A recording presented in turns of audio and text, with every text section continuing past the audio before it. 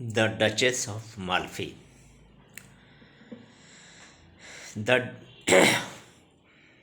the intellectual drama of the Duchess of Malfi lies in the interaction of the ideas of human evil, the limits of human knowledge, and the law. According to Ralph Berry, the leading characters in The White Devil are all malefactors, and their fate exhibits a simple pattern of crime and punishment. In The Duchess of Malfi, the searchlight of interest shifts towards the pole of good. It picks out Antonio and his Duchess, who, though far from blameless, are brought to a tragedy of suffering. They, the victims, confront the play's predators. Ferdinand and the Cardinal. In the middle stands Bossola, a grey zone of warring good and ill. The effect is subtler, better balanced, yet paradoxically, it is a far more pessimistic play.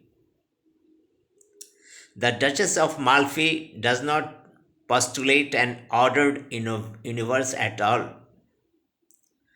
It offers a vision of a meaningless universe, a context for humanity prone to corruption and error, a situation in which the individual has no recourse but to generate his own values and to decide on his own course of action, futile though it may be. A sense of evil, as before, hangs miasmatically around the characters. It is codified most explicitly in the references to devils and to Machiavellianism, politic great men, princes, together with court, which serves as a general symbol of social corruption. They naturally underscore as evil the actions of Ferdinand and the Cardinal and Bossola's service to them. What is interesting is the insistent suggestion they provide. They put that the Duchess and Antonia are a part of the play's corruption, which, for example, a term related to devil is repeatedly applied to the Duchess. The appearance reality opposition, always with the Webster, the model of evil, strengthens the counters of witch and devil. Ferdinand is naturally no spokesman for a just view of the Duchess, yet he is right in anticipating the clandestine nature of his conduct. Even the wooing scene contains a strong hint of the latent evil. Antonio, dazzled by the prospect, breathes, "There is a saucy and ambitious devil is dancing in this circle." The Duchess takes up the metaphor.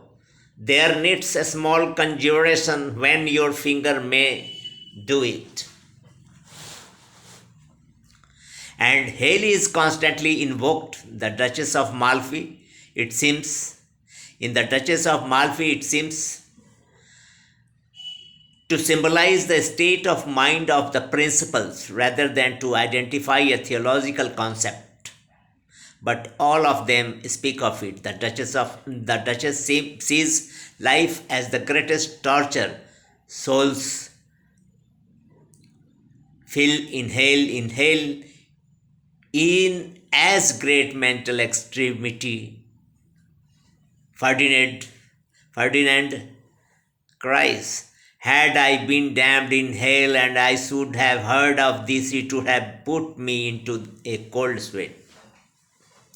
For the disillusioned Bossola, life is this sensible hell. The only question that disturbs, that tortures the Cardinal is the nature of hellfire. The extreme mental anguish, as much as the moral level of the characters, finds as its symbol of hell. The In The White Devil, the plot is a series of variations on the concept all are deceived. The lovers in their apparent security, Bosola in the reward for his service, Ferdinand in the fulfillment of his revenge, and the cardinal in the exercise of his Machiavellian arts. Many of these ironies have been analyzed by T. Prince in his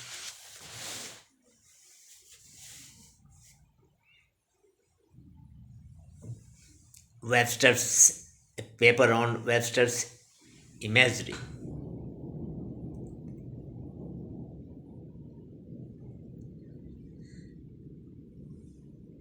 The point about these images is that they fix the idea of deception as evil firmly upon the Duchess and Bosola.